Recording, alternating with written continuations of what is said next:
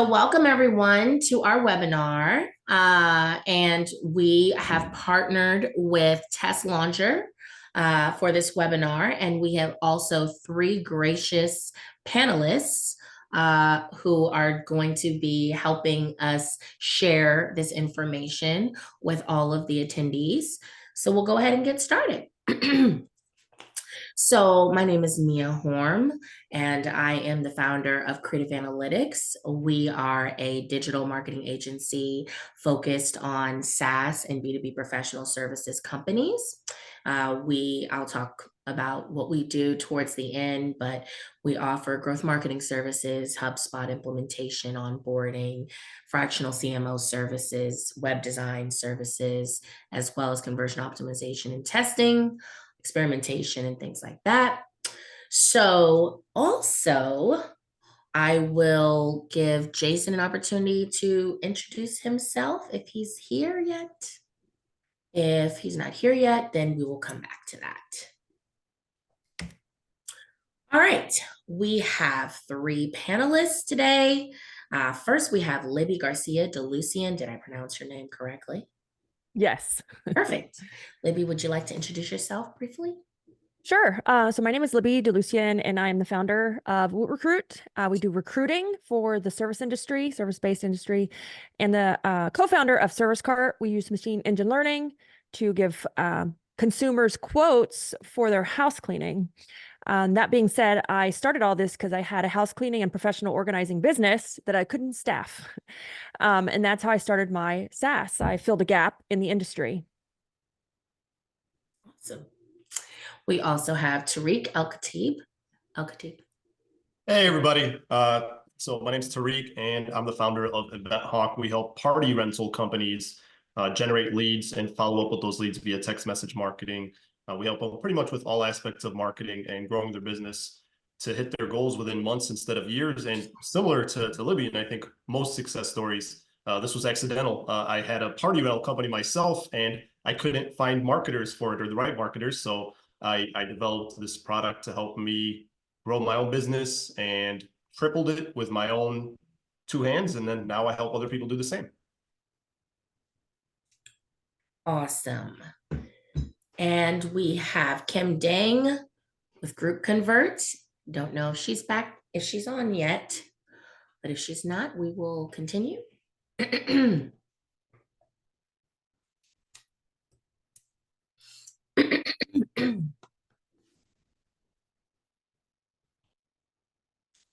All right. So today's agenda, we have, today's agenda, we're going to ask the panelists some questions. We're going to start with a panel discussion, and we're going to go over the following items, and then we're going to do a breakout. We're going to break out into breakout rooms, and then there'll be a few minutes for questions for the panelists as well as myself. And then we're going to very, very quickly just go over a few slides that have some key takeaways, and we'll share the slide deck with everyone. By the end of the presentation, it'll be available for you to download, because we are not going to spend very much time on those key takeaways. So could we start just by everybody putting in the chat where they are and the name of their SaaS, if it applies?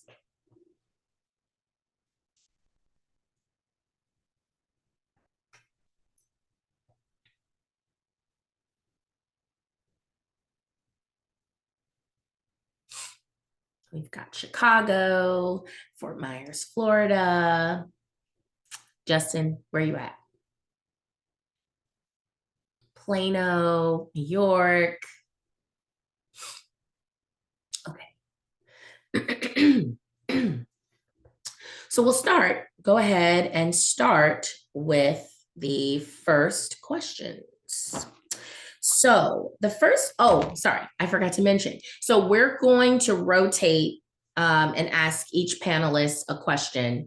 Once they have an opportunity to answer the question, then we'll open the floor for the other panelists to answer the same question if they'd like to. So the first question we have is for Tariq. Tariq, why did you initially consider Facebook groups as a potential lead source for SaaS?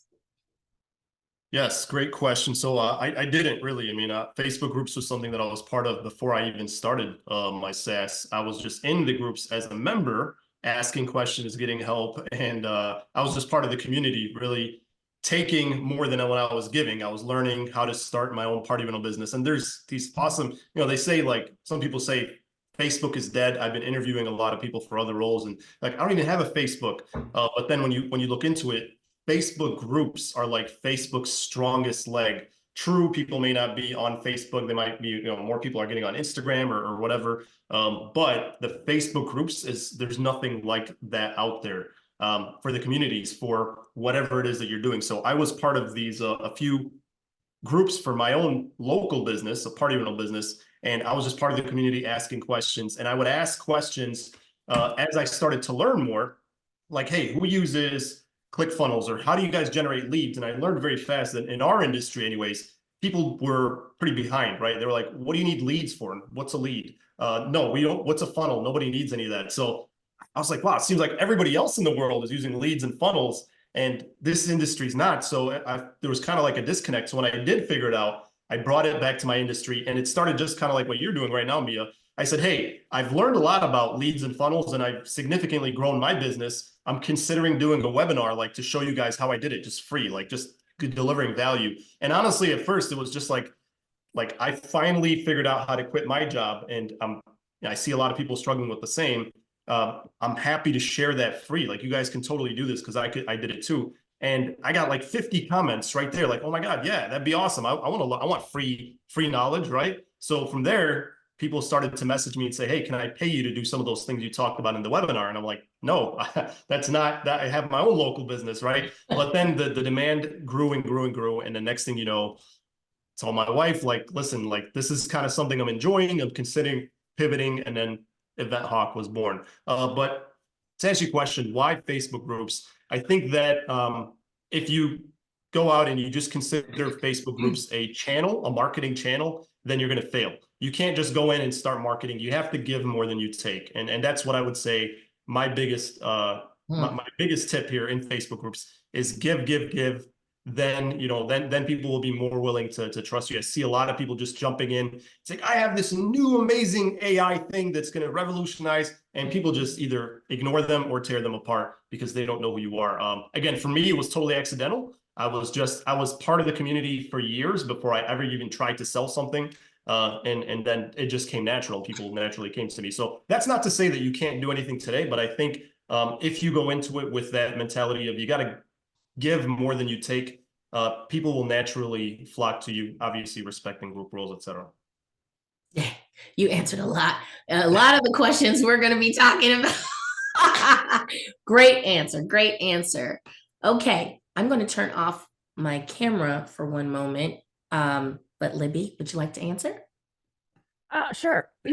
So I was already in some of the Facebook groups, very similar to Tyreek's story, because I owned a company that serviced the industry that I had a company in. But that being said, I also then quickly segmented into a straddling category. So let's just say you don't have a company that offers the service that you're currently providing. I started to join lawn care groups. I started to join like pool cleaning groups, because all of those people needed to recruit. And because I was willing to give and participate and share other things besides just recruiting, I was sharing my business knowledge.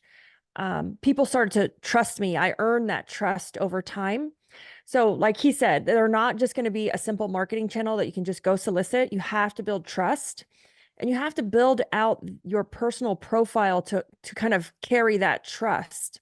So many people I see that are in Facebook groups giving advice, if you go look at their personal profile, it's closed, it's locked.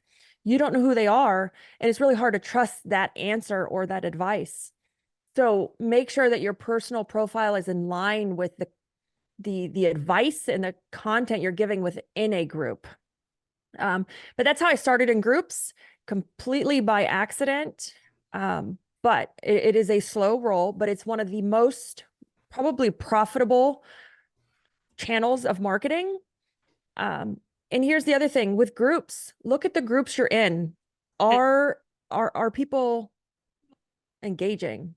They don't have to have 50,000 members. You can actually make a bigger splash in a small group versus a giant group. We're definitely going to talk about that specifically. Yes. Okay. Is Kim with us yet? I hope she's good. Hope she's okay. Okay, we will hop on to the next question. So this one's for you, Libby. How did you leverage Facebook groups to generate leads for your SaaS? What was the process? So for us, what I did was I looked for coaches.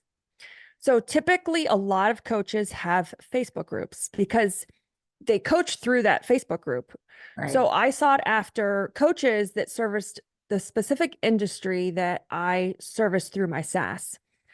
And we all know that coaches love affiliate payouts. So part of that was they have to let us into their group. And we agree that we will not solicit. We will just answer questions and become the specialist in the group, not the expert, because with AI, we're all experts now. Right. And so that's how we sourced leads, was through our affiliate partnership. We said, instead of saying like, hey, you got to put us on a webinar, we said, hey, you have to let us in your group. And in that, anyone we sold through that group, even though it was our effort, we gave them the affiliate payout for it. And so, we have one of our groups that we're in, the affiliate payout check for that person. And she has two groups, a paid group and a free group, and we get in both of them. She gets anywhere from $8,000 to $10,000 a month in affiliate payouts. And that's one Facebook group or one affiliate who's let us in two of her Facebook groups. Definitely a great idea. I have never thought about using affiliate marketing for the Facebook group. That has never crossed my mind. It is amazing. And yes, you have to do the selling, but they're giving you the platform. Yes, that's brilliant. And they're already liked and trusted. You're kind of riding off those coattails. And they mark me as an expert in the group because in Facebook, you know how you can get little labels, badges, right? Badges. So I'm marked as a industry expert for recruiting or something like that. That is great. That is really great. Tariq, how about you? How did you leverage Facebook groups? How did you tell us a little bit more about your process?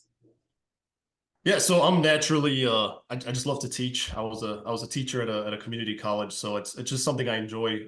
So I did a lot of webinars. I shared a lot of free templates and things like that, and every one of those was an opportunity. So naturally, for me, again, I wish I could say that I had this grand scheme like Libby, but it just really came accidental, where people started to come to me without me really having to go after them.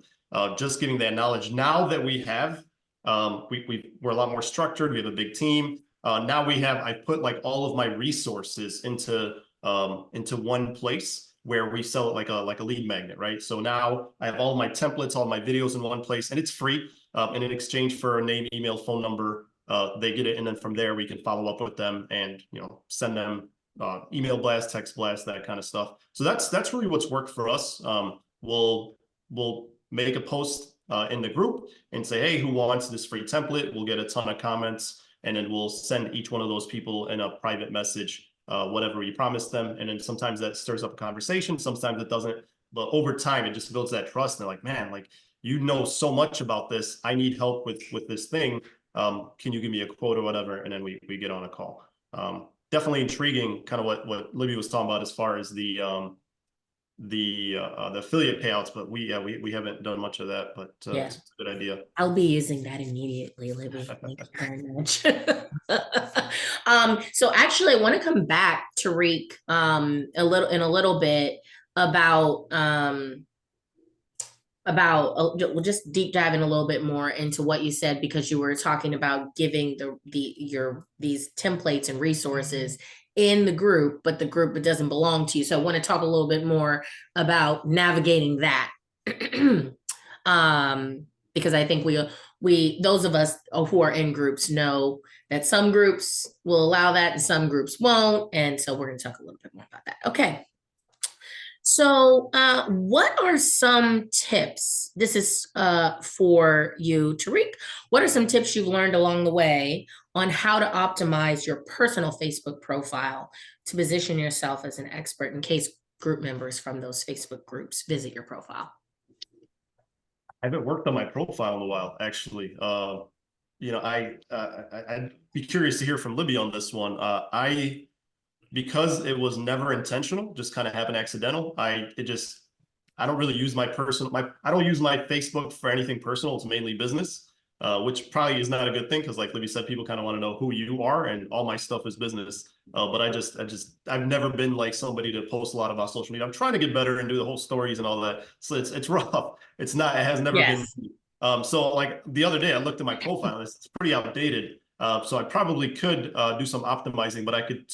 Because most of the people that I know that I meet already have some knowledge and I own a similar business to them, it's worked out. But I definitely think that if I were to go into some new, let's say I wanted to start offering my service to lawn care, then yes, I would definitely have to optimize that. So curious if Libby has some tips on that, because I definitely think that would help.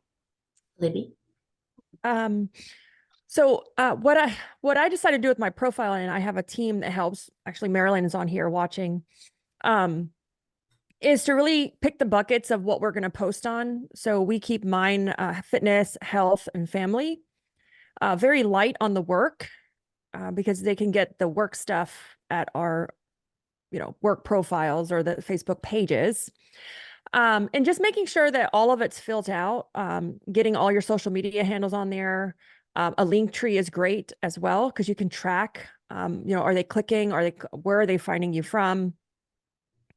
And you can track that through Linktree, because you can post that URL in your profile. But just making sure you have your, a decent email on there, all of your social media handles shared on there as well. And then profile pictures. Like, people need to see your face to know, like, and trust you. So make sure you have a professional profile picture as your picture. And so I choose to put my cover photo of my family, because I want them to know I'm a real person and I have the same struggles everyone does, which is trying to run a business and be a mom or parent and a good spouse. So it relates to a lot of people when they see that person plus the family. And I do choose to share stuff about my children, which gets actually a lot of attention. Yes. And it's mainly because my daughter loves to be on camera, but it's part of who we are. And believe it or not, those posts get a ton of traction and lead back to our business or just my personal information, my personal site. How does that happen? How does your daughter's content lead to your business? Well, it leads to, because again, my link tree and all of our links are on there. Oh, okay, go ahead. Yeah, no, we don't put any direct links. Now, she has sold. I have had her in a few things, but it gets by far the most engagement on my personal profile. Yes. Same. Yes. My son, same. Even now, like, I mean, my son is an adult, and even when I post him, I'm like, how he's an adult, he's not even cute anymore. I don't even know why people even look. But it's because people have watched him grow up. Yes. And so they're attached I think to the story. And also when you have these things,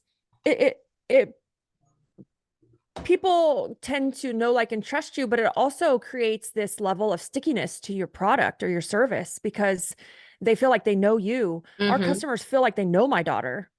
They saw my son grow up. So it provides this level of stickiness that they're a little bit more flexible or patient, maybe when something doesn't go right or work, versus no face or name to that product or service. You're just inclined to cancel. Yes, absolutely. I feel the same way. I think that people just want to buy from people. They don't want to buy from businesses, which is why the personal branding is so important. They want to establish, they want to feel like they know who is behind the business. Like they really want to know that person and feel attached to that person. Okay. Next question is for you, Tariq. No. Wait, I lost my train of thought. Okay, I think it's for you, Tariq. So it doesn't matter. Both of you are answering. Where have you or how have you found the most valuable groups where your target audience is? On Facebook. Yeah, I think that one's an easy one. Just searching keywords. There's a lot of groups, more groups than you'd think, actually. And I like Libby's point. Some are really big, where you're like you said, you're not even gonna. You would think that the bigger groups were gonna give you more value, but you're just a drop in the ocean. And then some are really small, but yeah, just using the search. Sometimes they pop up as recommended, but yeah, that to me has just been just using search, typing in different keywords, and then the algorithm will start to recommend some of those for you, is what I found. And Libby? For me, it is finding out what groups my customers are in, because if I can get in the same groups with my customers and anyone asks about recruiting, they tag me all over and over and over, or they're shouting out our business and we can see it within those groups, or if they complain, we can see it as well. But finding what groups that our current customers are in, like the largest segment, and within there, find those industry groups and join them, has been great for us because they're selling us. We're no longer having to sell. And if someone has a recruiting issue or struggle, they're going to tag me and they're like, Libby's the expert. Like, oh, ask Libby, ask Libby. And all of a sudden I don't have to make a post about like, hey, here's a giveaway. They're posting my name and I give the tool in the comments versus in the post, saying like, oh, that's a great idea. Like, or that's a great topic. Like, here's the free template. Right. Because a lot of the affiliates that we do work with, they don't want us to do that as a cold post, versus you can put it in the comments all day long if someone asks the question. So finding those groups that your customers are in, because they know more people like your customer, like your potential ICP. Definitely. How did you find, Libby, where your customers, what groups, like, did you ask them directly? Yeah, so we asked them, also just industry specific. A lot of softwares have groups. So we were like, hey, what software do you use for their home service business? So we would look and go and see who was a member of the group. And if our customers were in there, then we would join it. Or we just asked the customers as well. Very good. So yeah, software groups are huge, like a Jobber. They're going to be in there. So when there's a comment about recruiting, you can just either go tag your customer and say, hey, like they could give you feedback. And then they start selling for you versus you trying to sell. Very good. Very good. Okay. Next question is for you, Libby. What's the most important factor to consider when choosing a Facebook group for lead generation? I think you kind of already touched on this a little bit, but. Probably comments a day. Like you can see how, I think it's comments a week or day. When you're looking at a group, it tells you how active it is. Yeah, that's number one. And the results, it tells you how many per week. And then when you go into the group, it'll tell you how many in the past 30 days, and you can guess, you can do the math to figure out what the average is per day. But yes, go ahead. So that's important. And then the second thing is positivity. If the group is negative or there's some just mean people in there taking it over, I just leave the group. Like there's no time for that. And the majority, a lot of the groups I've found, and originally the free groups especially, can get a little negative. So no matter what you post, they're not going to be nice. Where I like with our affiliates, they let us in the paid groups. Those tend to be much more positive and much more profitable. Definitely. And I think that the key too, with the picking between the open public private versus private groups with that moderation piece is critical. What about you, Tariq? What do you think? What's the most important criteria? Definitely the activity, right? Because some of these groups just don't have a lot of activity. Yeah, absolutely what Libby said. I've been through my share of nasty groups, and I've left some. Some people are going to moderate their own group, even when it's free. I'm not part of many paid groups. I have a couple of my own, but mostly free groups is where we are. And you just have, it depends on the admin. Some people actually moderate the quality of their group and make sure that people are respectful, especially since either business owners and other people view that as censorship. And I'm just not going to censor the group. I'm going to let everybody do what they want. And you do end up with having a lot of bullies, and it makes it so that some of those newer people who need the help just are not don't feel comfortable to ask, because they'll ask like, hey, what do you guys think of this or that? And people just tear them apart, like, you should use the search bar, or you're new, like, you stop wasting our time. It's just like the new people are just not encouraged, and it ends up being like a posse at the top. So we've left some of those groups. Others, we're still kind of sort of working with the admin, but definitely the toxicity is something you want to avoid. You could spend a lot of time trying to put effort and win people over, and they're just not the right people. Like, if that's, you don't want to work with those people anyway. So that's definitely a big one. I have one other suggestion for the ideal group. It tells you who the admins are of the group.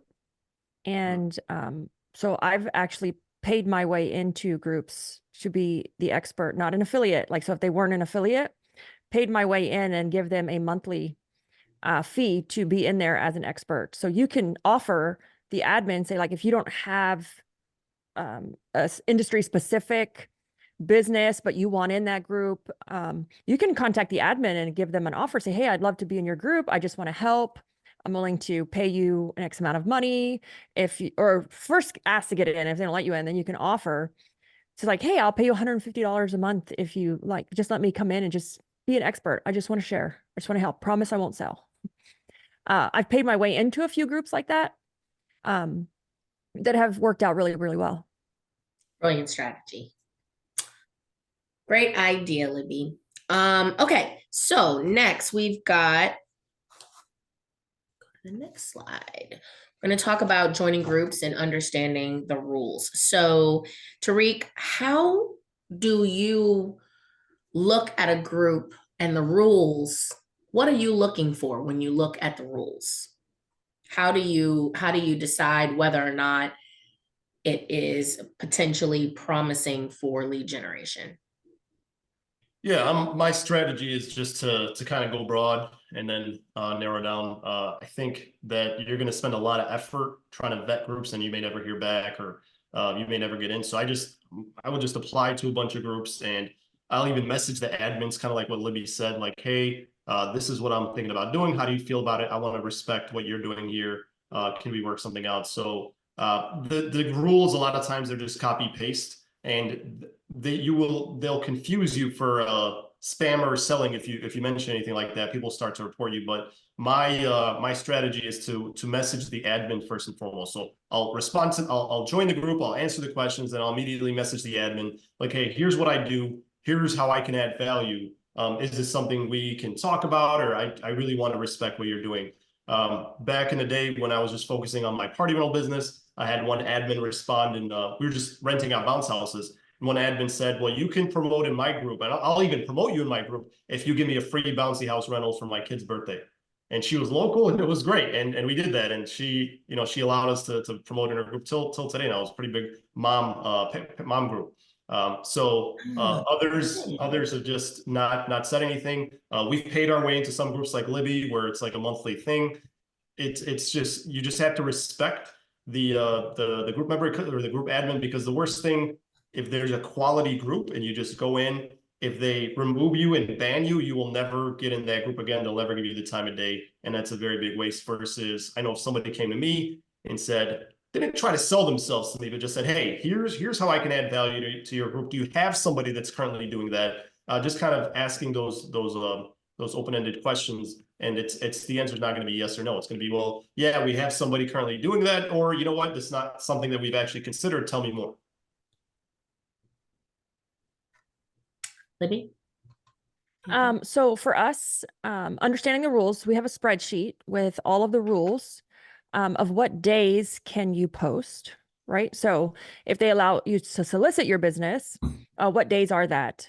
And then we typically, the majority of our interaction comes in comments. So you can search at the top of the toolbar about like, oh, I can't figure out how to hire. Like nobody's good. Nobody wants to show up to the interview. And you know, where Tyreek had said the templates, I typically share things that don't have our logo on it. So it doesn't necessarily look like soliciting. It's more like Libby DeLucian is sharing some information with you, or a libbydelucian.com landing page that then goes to our recruiting site. So I typically understand the rules by organizing them and keeping them all in one place, because it may grow beyond you. So you may not be the one doing that no more. So you need to have it documented. You need to know what the rules are for each group. And then also, are you posting in that group, or are you just a commenter in that group? Awesome. Okay. So we are going to now talk about, okay, you're in the group, now what? So, Tariq, how should you, sorry, that's not the right question. How do you, once you're in the group, how do you strike the perfect balance between positioning yourself as a thought leader and not overtly selling your services? What are some of the things that you do? Yeah, I mean, I think questions are, sorry, It's okay. they're off school today. Say hi. No school today. You're very loud. Let's ask Libby while I mute myself. Okay. Okay. So engagement strategies. So once we're in, how do we sell? Well, you don't sell, you educate. You educate and you share your experience. Because no matter what the question is, no matter what industry it's in, you're a business owner and you have been through that. So you can share your own experience through your SaaS. But don't sell. Everyone's selling and we all hate to be sold to. So stop trying to sell. And our strategy is to educate and to be that resource that people come to for an answer, whether we sell to them or not. I have so many friends and groups that they're like, this, you never try to sell your software to us. Like, I don't even understand why, but they're all using it. Mhm. And so don't try to sell, try to be the specialist, try to share with them your experience, have empathy, relate to the pain, and then give them help or a solution. And it's not a link to your software, right? It's that template that Tyreek said, that free checklist, handout, something to help them with that solution. Because first they're going to want to try to do it themselves. And once they discover they either don't have enough time or they don't want to, that's where our softwares come into play. Definitely. Tariq? 100%, very well said. Education is huge. I'm the same way. We will never post like links to our site, even when we do post, like Libby said, mostly in the comments is where we'll talk to people. But the number one thing is educate. I really like to start with questions, like who would like this Google Ads template that explains the difference between Google Ads and SEO. And we'll just get 50 comments, 100 comments, 200 comments, where people are just like, yeah, we're not selling, and we just send it to them. And like Libby said, at some point we have some people who have messaged me and said, Tariq, you don't know me. They'll never pay me. They'll never do business with me, right? They're just like, they do it themselves. And they're like, I've watched every YouTube video. I've used every template, and you've helped me today I quit my job thanks to your YouTube videos. Thank you. And they've never done business with me. They probably never will, but that's so rewarding, right? Like, I didn't even know this person, and they just felt that they had to message me and share that. And that in itself is motivation to keep doing that. So you're not going to do business with everybody that you help. And that's why I started this whole thing with, you have to start with adding value. You have to be genuine about wanting to help people, because people can see through that, right? If you're just doing it just as a lead magnet and wanting to do a quick bait and switch, that shows. You have to do a lot of work on the front end. And with me, I found that just starting with a question, kind of keeping it short and just saying, hey, here's something that I do well. Who would like this free template? Or who would like this free video? Or sometimes it's like, who would, if I did a webinar on how to do your own Google Ads, who would be interested? Just something like that, just engaging. And your name just keeps popping up with what relates to that stuff. It's not always gonna convert over to dollars, but having you become the expert very fast, and that's been very rewarding for us. Do you introduce yourself when you first join a group? Like, do you do a post, an introductory post? I don't. I feel like people are they just really want to keep scrolling. I let my value kind of speak for me and introduce me, where it's like, okay, this is who you are. Some of these groups have thousands of people, and some of those people have been there for years and they've never even made a post. So introducing yourself, I think to me, that's just not something people are really interested in. It could be value. Some people are interested in that, but I don't feel like Facebook functions that way, if that makes sense. So we had a question about how many groups you each are in. Libby said 109 groups. Libby, are you kidding? No, I have a spreadsheet. It tracks all of them. So, that's between my home service company and my software, but we're in 109 groups. And so our spreadsheet, like, it's a scale of 1 to 3, and it's 1 emoji flame if it's like not hot, and it's 3 emoji flames if it's like a hot group, because those are the ones we want to focus on. So my organizing background kicks in. So yes, we track 109. There's a few tips I have on how to make that easier, but 109. Tariq, how many are you in? Well, it's clear who's the organized one here. Definitely not me. I don't have a spreadsheet for my groups. I know I'm in a lot. It's funny. It's like once you join so many groups, you stop getting notified for the ones that you're not engaging in. So having Libby's strategy of having a spreadsheet and having help with that is definitely going to be beneficial when you get there. So my answer would be a lot, but I doubt it, but a lot of different ones. Do you think it's more than 50? I think probably about 50 different groups. I am not living right. Yeah, it's honestly, I'm only active in maybe 10 of them though. Like those 10 that we've been that are active, a lot of them like we've joined early on. But I definitely think doing a little more of what Libby's saying and actually organizing them that way, you definitely will get a lot more value. I'm floored. Who in here besides Tariq or Libby is in more than 10 groups? If you're already in more than 10 industry Facebook groups, put a comment in the chat, please. Fire, a thumbs up, anything. Is anybody in that many groups? I'm not. And I have a lot of work to do here. You all are really schooling me.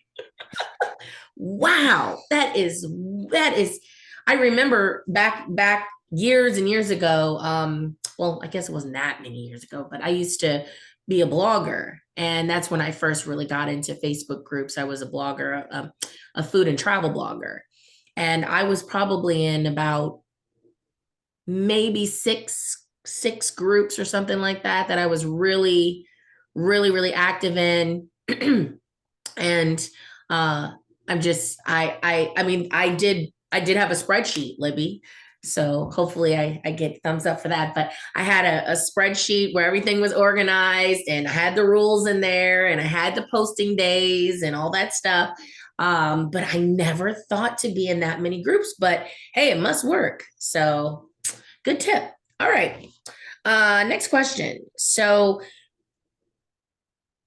I think you all have answered this question, but the next question, we don't have to answer it, is could you share some advanced techniques you've used to maintain robust engagement and drive quality leads within the Facebook groups? Do you all have anything to share, or do you all feel like you've answered that question? And I think the only part of the question that you may have something to add is really about that lead generation piece. So if there's anything you haven't mentioned in terms of how once you've got started to add value and things like that. Let's take an example, actually. So sometimes someone will ask for a direct recommendation to for a problem that your software directly solves. In those specific instances, how do you handle that? I know, Libby, you mentioned that sometimes your customers are in the group and they will do the selling for you, but what if they don't? Okay, I'll go first. Okay. So the way I typically solve it is I answer their question from like that specialist. First, empathy. Like, I completely understand. I know how you feel. I've been there. Kind of comments. And then giving them some tips, some really actionable takeaways that are very easy to go and do. And then just to let them know if they have any more questions or they get stuck, like, I'm here, I'm happy to help. My Facebook Messenger profile has turned into an inbox, because then that's where they end up going, because it's so easy to get to without dropping like an email or a phone number. But my assistant monitors the Facebook Messenger, so it works out for us. Okay, so you do not directly, you still in that case, you do not directly refer or recommend your software. You still take the position of adding value. And Yes. then say at the end, if you have any more questions, let me know. Yeah, at the end I say, if you have any more questions, like, I'd love to jump on a call, just DM me if you want, if you need any more help. I like that. Yes. I like the idea of actually saying, I'm happy to jump on a call, because that's very good. Very good. Tariq, what do you think? Yeah, we'll recommend, I mean, we'll definitely do, we try to, in that case, we try to start with some trust factors. Like, hey, we help with this, and we have, 300 5-star reviews. Here's our website, something like that. We'll try to add a little bit of value about what we do differently. Going back to what you said about lead generation, in the beginning, we just used to kind of work with everybody on Facebook comments, Messenger. I've learned the hard way that you're filling up, I like to call it, you're filling up somebody else's cup when you do that, right? Like, your goal as a business owner is to fill your own cup, and your website is your cup, right? When you do everything on Facebook, you don't take them off of Facebook. When that opportunity arises, you're going to lose that data. You don't have those leads for yourself to follow up. So I would highly encourage everybody, whether you're doing SaaS or even like me, party rentals. I got a couple of my people here. Definitely convert those people from Facebook off of Facebook by having them fill out some kind of form, give some kind of incentive. So for our templates, like, we'll say, hey, you asked for this template. I got 50 more templates that you can get as well. Just request a free copy here, and then they'll go into our CRM. For our party rental business, which is a local business, we will do the same thing. Like, hey, if you want, like, people, if they want to rent a bounce house, we actually have a flash sale happening right now. Go ahead and like, you can request the coupon code here, and they'll fill out a short form, just name, email, phone number, and then we now have them into our CRM, which is huge. I know it's more work, but it helps you quantify the value that you're getting from there as well. How many leads? Like, you can even use a separate form for each group, something like that, and then you'll know which groups are doing what for you. Highly recommend that. This makes me think that perhaps if there are really common questions that you're seeing, if you don't already have a resource around it, to create one. So that way you have a resource that directly answers that question, so that, again, you don't have to go to to post something initially to say, hey, I have this template, who wants it? Because I know, in my experience, there's just a very fine line. There's a lot of groups that won't allow that.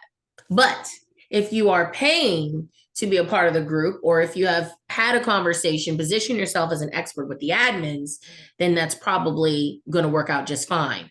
But if you haven't done that, then I think it could be challenging to be able to go and say, hey, I have this template, who wants it? Or even, unless you're directly responding to a question. So if someone says, hey, I don't know how to hire, or I'm having trouble hiring, and then you say, oh, I totally understand how you feel. I have this resource that has step-by-step what you should do to do a hire. Here it is. Let me know if you have any questions. I'm happy to get on a call to explain it further. That is great.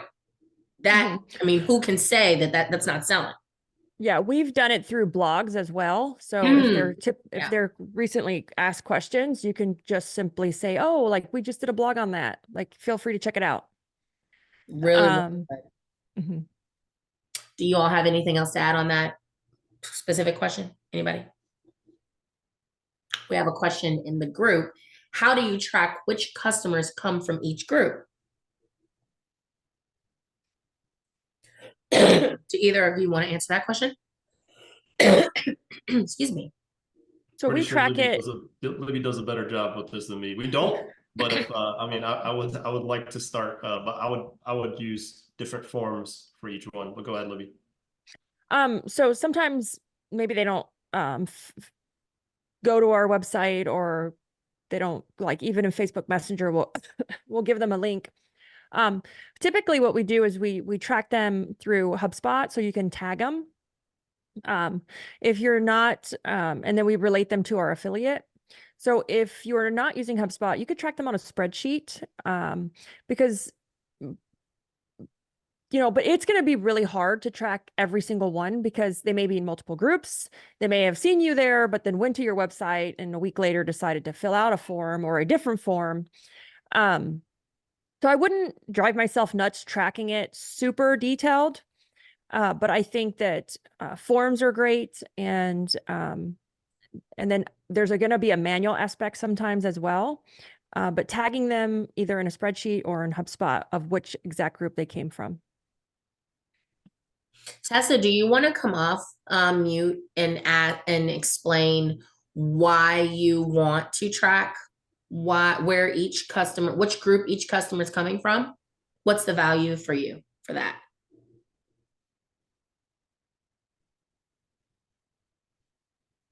Or you can put in the chat if you prefer. Sorry, you're just catching me on the move.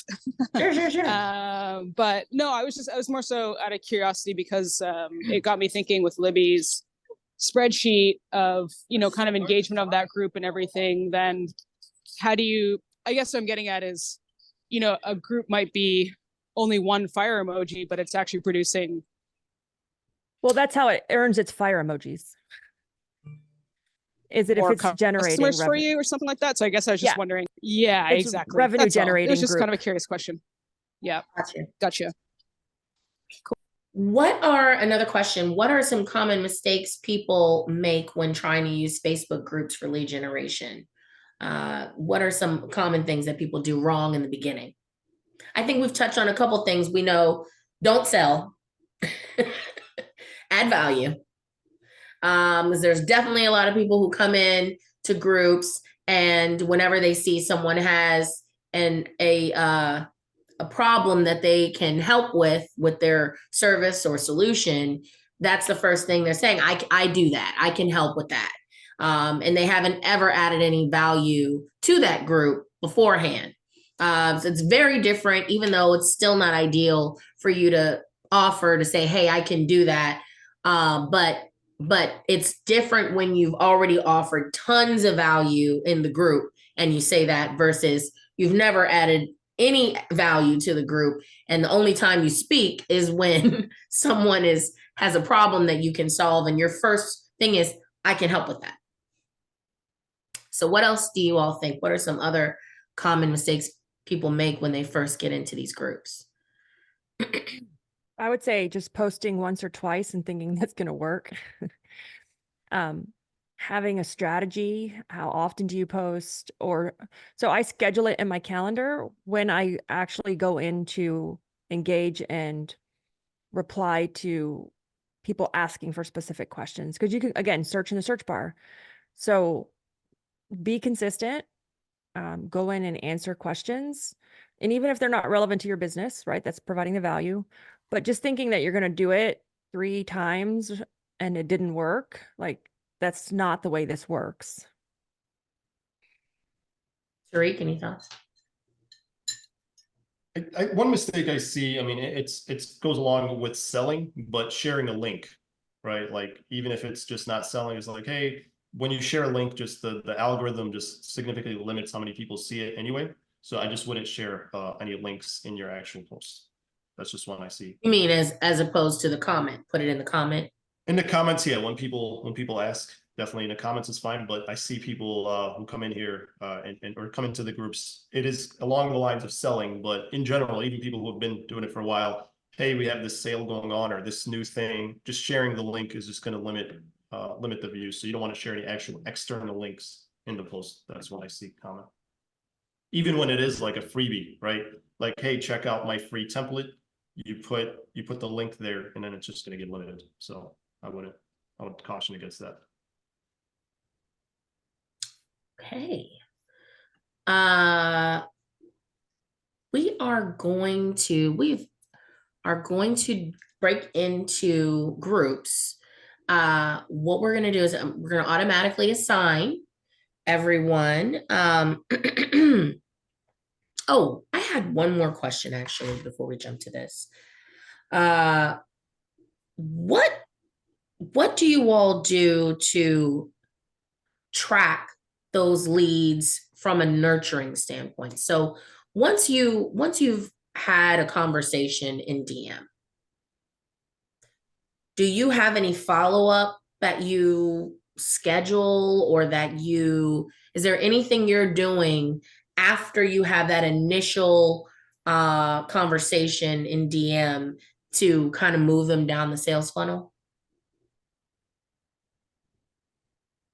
Does that question make sense, or do you? Once we take them Yeah. outside of Facebook in our CRM, we do. We try to follow up. We have a kind of but we have to get them to fill out a form first. So I'm curious to hear if Libby does anything on Facebook as far as tracking and following up. So we do a couple things. We have a HubSpot board where we're tracking, and we just simply type in their name so that we can go back and engage with them. So multiple people have access to my Facebook profile. Just going to say that right now.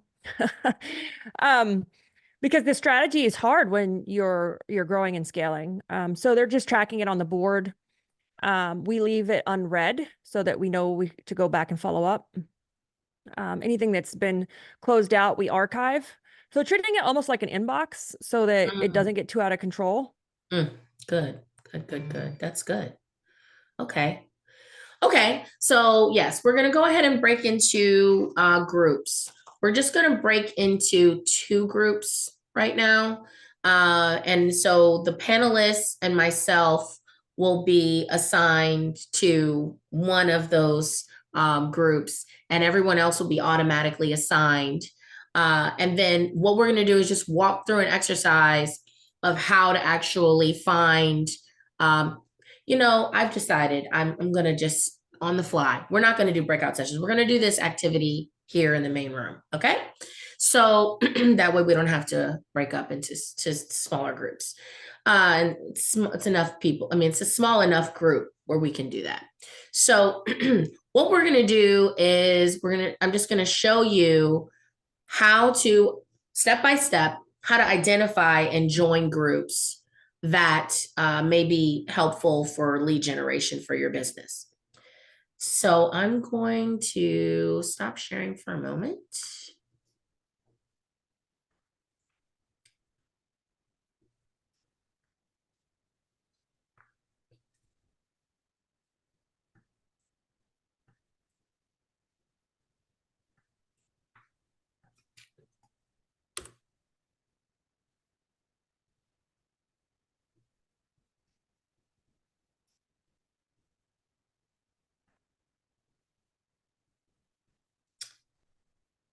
All right, I'm going to share my screen again. And if everybody can let me know with a thumbs up if you can see my screen. Awesome. Okay, so the first thing that you want to do is you want to be able to identify your target audience in 2 to 3 words maximum, so that you can search by those keywords to identify groups that are targeted to that audience. So in our example, we're going to actually do trucking. So we're going to search owner, operator, trucking. Actually, we're going to do truck owner operator.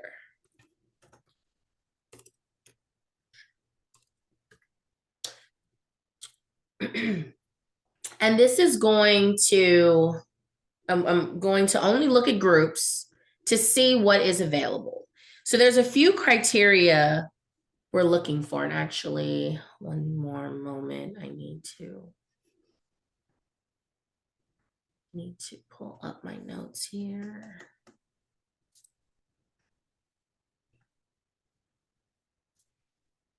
Okay, so we're looking at groups only, and there's a few things that we're looking for.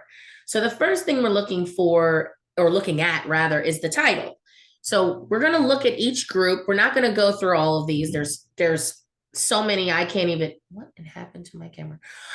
There's so many that I can't even count how many there are. I mean, this doesn't show you how many groups. It's very weird to me that Facebook doesn't give you like a total number of groups available. But anyway, so we're looking at the title of the group. We're looking at the description of the group. We're looking at whether or not it's private or public. We're looking at the size of the group. We're looking at the engagement or the posting frequency of the group. And we're going to make some decisions based on that. So we've got, excuse me, some parameters. First, when you're looking at the title, you're looking at whether or not the group is focused enough on your target audience. So if I'm looking for owner operator truck owners, which is, these are the people that actually own trucking companies, okay? They're not the drivers, the dispatchers, the freight dispatchers and things like that. Well, if you take a quick glance here, you're going to see there's some broader groups here that cover more things. And so that automatically is going to mean that the content of the group may go outside of your area of expertise as well as relevancy for what you're doing. So we're looking at the title to see if it's focused enough. Next, we're looking if there's a description. A lot of groups don't have a description, but if there's a description, taking a quick look to see what the content is. What are they talking about? So for example, if there is here, this group You right could look here. at the first one as an example. The very first one at the top. I like that one. Yes. So this one, enter at your own risk. If you post something stupid, expect stupid comments. Okay. So we'll come back to that one in a moment. That doesn't sound like a very positive group though. Nope. So we may not want to join that group. Very good point.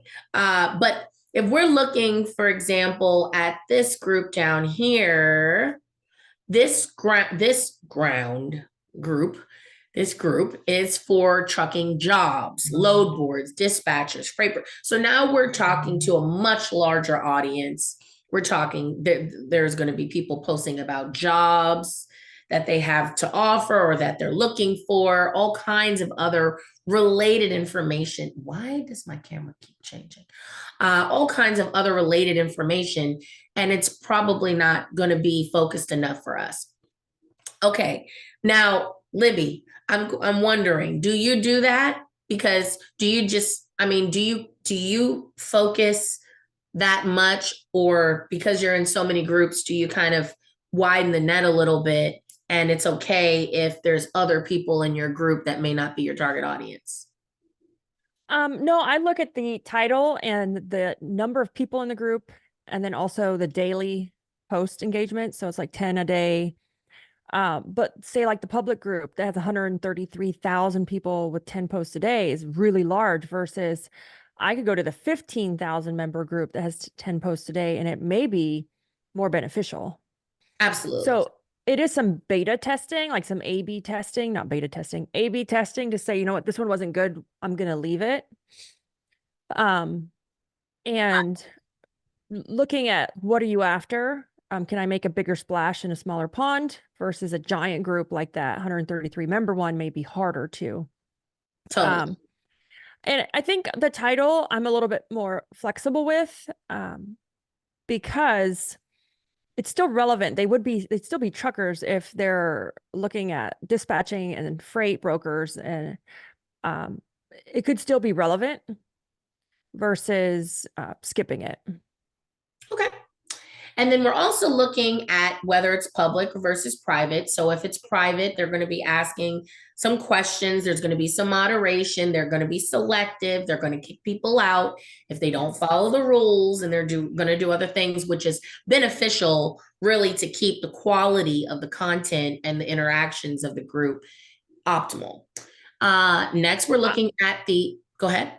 I was gonna say, I like private groups better than public groups. Absolutely. Absolutely private. It's better to have that moderation for them to look at who and to carefully select who they're going to approve into the group.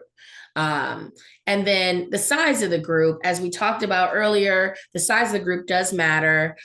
We recommend like 20,000 or less, ideally, if you can. But of course, factoring in the frequency of the posting. So if you have a group that has, 10,000 people or even 20,000 people, but they post there's like 5 posts a month or something like that.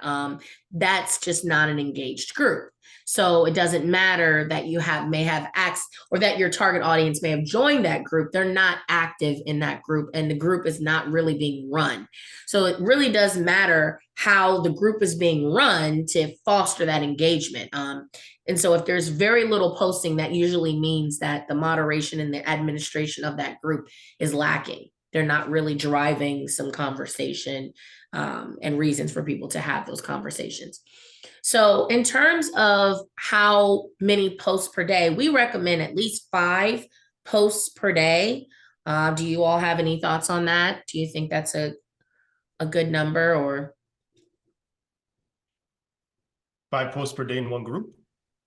5 posts per day in one, in terms of assessing the group, whether or not you should join. Mm-hmm. It's 5 posts a day, a reasonable number that you would say that's an engaged group, is what I'm asking. What's an engaged group? What's that number? Oh, I see. Okay. How many posts per day in that group? Gotcha. Okay. Because like 10 posts, 10 or more posts per day is absolutely an engaged group. But what about if it's 3 posts per day? Is that engaged group? So I'm asking, what is that number? Is it 5? I look for the 10 plus. 6? Okay.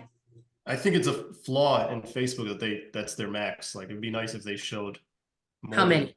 10. That's just, 10 is not not a great measure, but yeah, definitely the 10. If it's less than 10, then it's probably a dead group. Okay. About that. Hold on. Just something that while you do that, Mia, that we haven't really touched on. I would highly encourage everybody to, in addition to, the first thing I would do in this journey is start your own Facebook group as well. Just a private, free group. It doesn't matter if you have 2 people in it.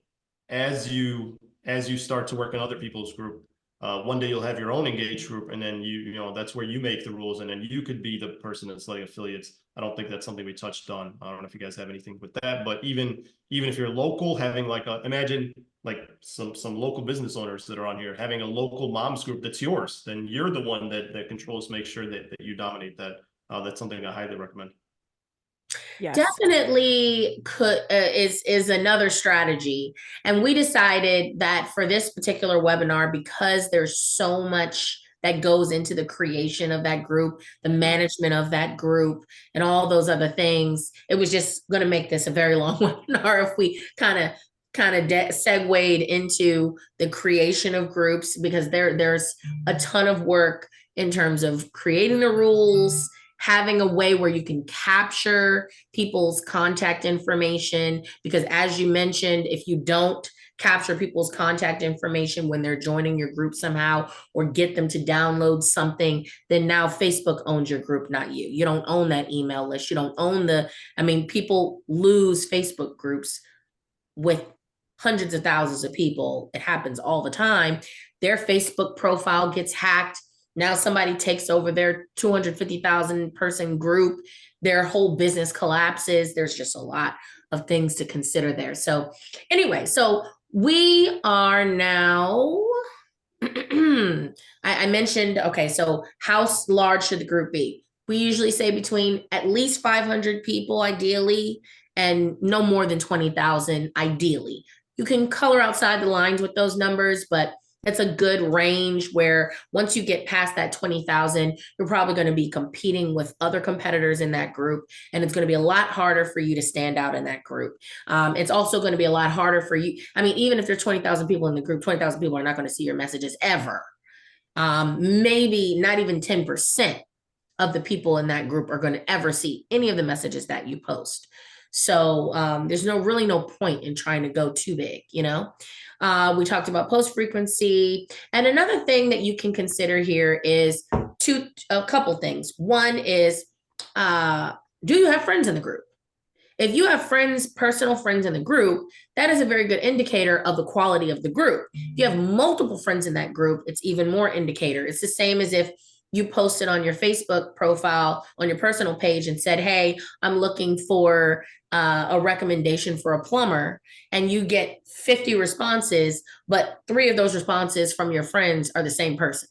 You're probably going to call that person first, right? So it's the same concept where it's like a peer recommendation of this group might be helpful, because most of the time, if a group is not helpful, people will leave. So if you have several friends in the group, it's probably a quality group. And you can always ask your friends too, hey, what do you think about this group? And so forth and so on, to see if they could invite you to the group or what have you. And then the second thing to look at is who owns the group? Who are the moderators? Who's the who are the admins of the group? How many do they have? If it's got 20,000 members and only one admin, no other moderators, might be difficult to manage a group that size with no help. Especially if there's a lot of posting going on. It's a very active group, and you have one person who has to manage the approvals of new members, has to make sure that the group is staying positive, that they're engaging the group with prompts and special days and things that they can share with the group to get people to keep coming back to the group and see value in the group. Okay, so we were going to recommend that you aim for no more than 3 groups. We're going to throw that out the window because Libby's would laugh at that. So in my mind, I'm thinking, don't expand your net too much and be overwhelmed. But I guess if there's some organization, then it's possible. Organization and help, because I know I couldn't manage 109 groups without help. So, and I know you have help. So we're not gonna say only limit yourself to three groups, but take into consideration your bandwidth. And perhaps if you are going to send a request for a ton of groups, you're definitely going to want to track that, because once you send that request, if it takes them more than a few minutes to approve your request, which it usually does, then you're going to forget that you tried to join the group anyway. And once you're approved with the group, you may not notice that notification, and then you don't ever go in the group and participate. So if you're going to join many groups or more than 3, definitely track what groups you're in, and make sure that you get approved to join the group, and that when you're approved to join the group, and that you're monitoring and tracking your engagement in the group. One more thing in terms of who owns the group. If your competitor owns the group, you probably shouldn't join that group. Don't waste your time.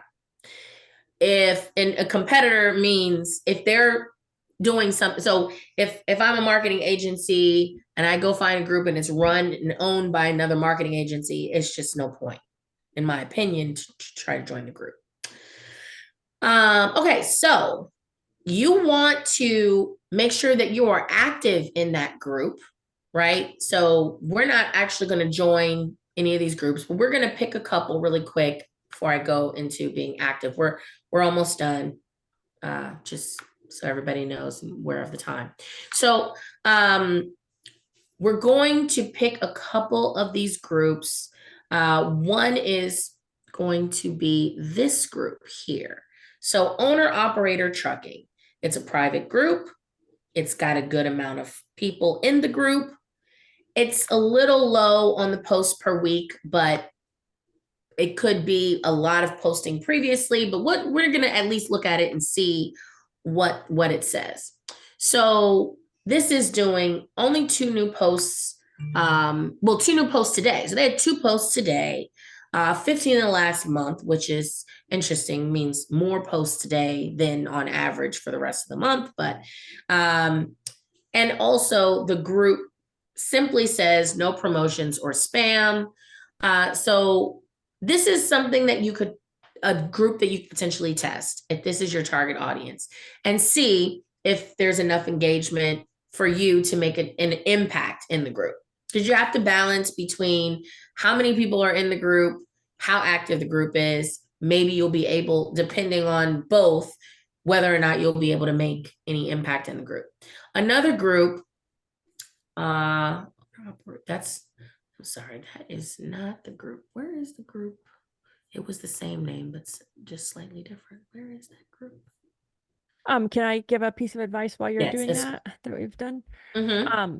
So, if you're, say, like in 109 groups like I am, one thing that we started to do is I created a Facebook page as me.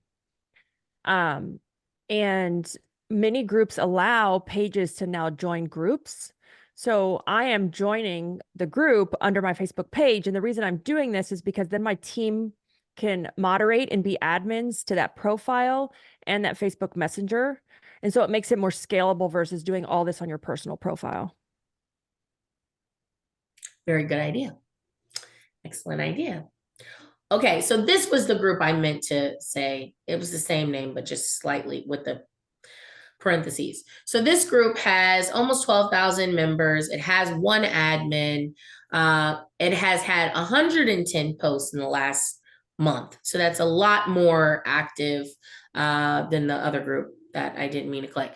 But no new posts today, interestingly. So now you can't see, if it's private, you won't be able to see the discussion, but if it's a public group that you are interested in joining, you'll be able to click the discussion tab and see some of the recent posts, or all the recent posts, actually. Another one is the CDL drivers and owner operators group. Look at that one, and we'll move on.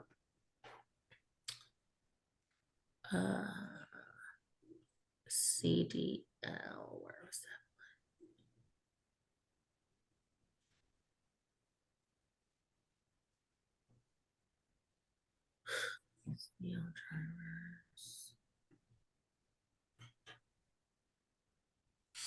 Okay, so this group has just 4,000 members, 53 posts in the last month. So about, I don't know, 4 a day, something like that. The rules are very specific, and wanted to look at these rules because they're talking about the group needs to be positive. They're talking about monitoring. If you are going to promote something in this group, you need to be legitimate.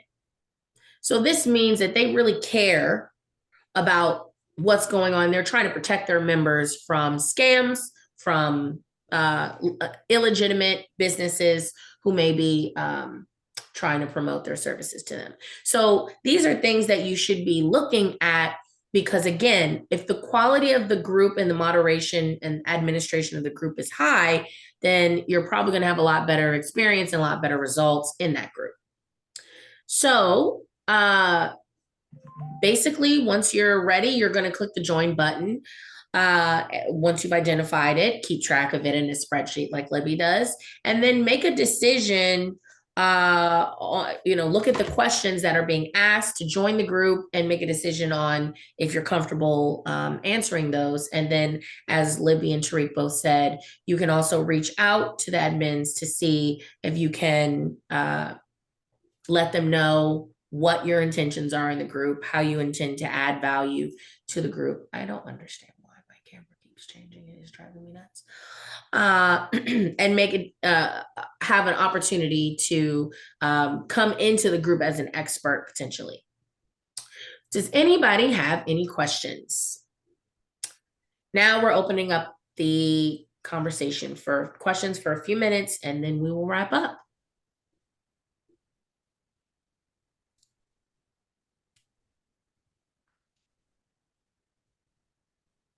A lot of information was shared, so I won't be surprised if there's not questions, because I feel like we covered everything that you need to know in order to pick and join a group. Okay, are there specific types? Oh, lots of questions. Good. Are there specific types of posts that tend to bring in more leads? And any tips on creating them? Well, we did talk about resources. Any other types of, sharing templates and resources? Are there any other posts that you all found to be helpful? So the post for me, I do a lot of lives in the groups. I forgot to mention that. Like just not super prep, but like on the fly, learning something, or hey, I want to give a tip. I'm not selling, but I do a lot of video in the groups. Definitely is because they can hear your tone of voice, they can see your face.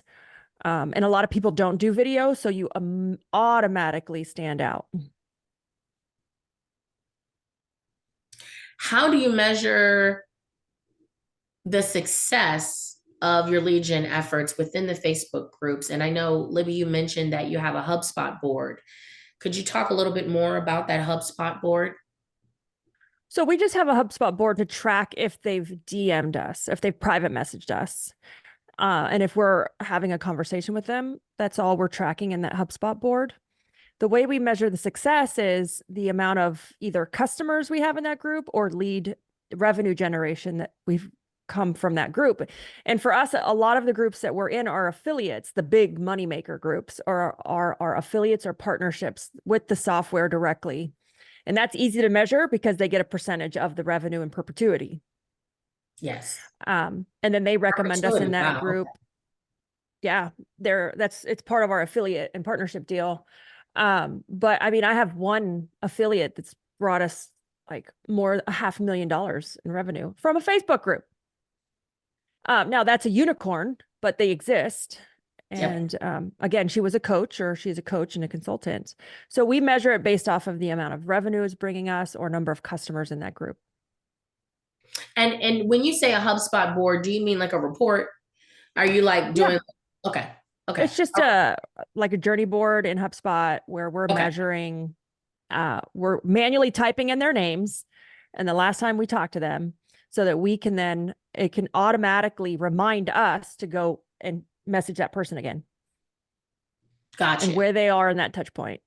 So like, do you add tasks then to the HubSpot? Yes, it's tasks. Follow up. Okay. Mm-hmm. Okay. Okay. Let's see. Ask maybe one more question here. Let's talk about the future. Have you all seen any changes in recent time, or do you anticipate any changes that would impact this tag? That would impact your strategy moving forward with Facebook groups? So, for example, the algorithms change, things impact how visible you are. Have you experienced that? Do you have any plans to change anything in your strategy that you've mentioned today? Yeah, it seems like Facebook is investing more into their groups and they're focusing more on their groups. I was invited maybe a year ago, YouTube probably led me to like a Facebook group for Facebook group admins. It's like a Facebook group that's run by Facebook. It was pretty cool. Like Facebook is running the group and it was like a special invite thing. As far as on the negatives, I've been getting blocked more lately as far as messaging too many people. I don't know what the limit is. I think it's like 30 a day, but we've been doing really well with our campaigns that we've been getting like messages like your message could not send, and Facebook is like blocking me from messaging any more people for like a 24-hour period. So that sucks. So that's just the only one where it's working too well, I guess. Libby? I wonder though, to that point, Tariq, if maybe you should use Libby's strategy of being in a page versus a person and joining some of those groups as a Facebook page rather than a profile. Yeah, it's a good strategy. Facebook and on my Facebook page, all of the same stuff, not all, most of the same stuff that goes on my Facebook profile is on that page. It's more business versus my personal is family and business. There's very little family, but still there because it kind of needs to resemble the same profile. But as far as negatives and positives, I think negatives are people are getting into these groups and finding our profiles and spamming us with it. You know how many bad reviews I've gotten from, and I don't think it's necessarily just groups, it's just in general. I think that's the negative. More and more people are going to be phishing in these groups, especially the public ones, and spamming us. So there's one, and the positive I think is, like Tariq said, Facebook is investing in groups. This is, I think, the future for Facebook is within the groups. I know I did a survey on my personal profile and I asked, and I got hundreds and hundreds of comments. When you look for a service, where do you go first? And Facebook won over Google. It was funny because it was Facebook groups. Everyone went to Facebook groups. I need a plumber. I want to buy this. I want a new car. Like, what do you recommend? And it was pretty interesting to see. So I do think this is the future of Facebook is groups. And pretty soon, if not already with some large groups, they're going to allow us to monetize these in a different way that we haven't seen. And now they let us promote the groups. I mean, I'm not sure if you guys have seen that, where you can actually run ads for your group now, which is interesting because they want us to build these groups. Yes. I think sponsorships will be able to be sold in these groups, not the manual way like we're paying the admins to do, but real sponsorship spots will come as well very soon. Do both of you have your own Facebook groups as well as the ones you've joined? I do. Yes. Okay. I would say I haven't put as much work into my own as I have been into being in others. So we have, we're going to make this deck available at this link. It should be already available. So if you would like to download this deck, you may do so here. There is more in the deck that we're not going to spend any time on, but I will show you what is in the deck. So there's some key takeaways where we've covered some of the things that we've talked about today. This is really the main value in the deck. And so if you all want to download that, please go back to this link. I'll leave it here for a couple minutes, a minute or maybe a minute, if you would like to go and download the deck.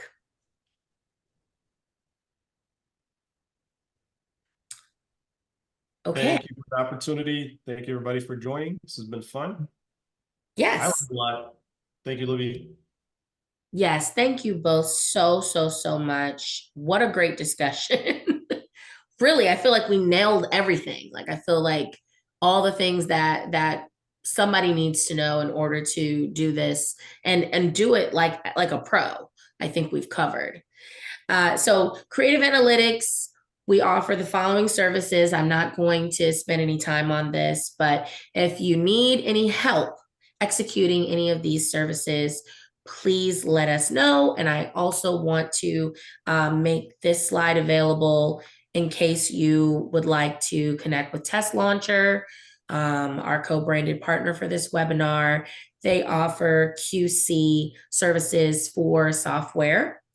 So if you are looking for that external help, here's their contact information as well as ours. Does anybody need the link to be posted to the deck in the chat? If you need it, please post in the chat if you need that link to the resources page. All right. Well, thank you so much, everyone, for joining, and hope this was really helpful. If you found it helpful, please put a thumbs up in the chat before we go. All right. Thanks. Have a great day, everyone.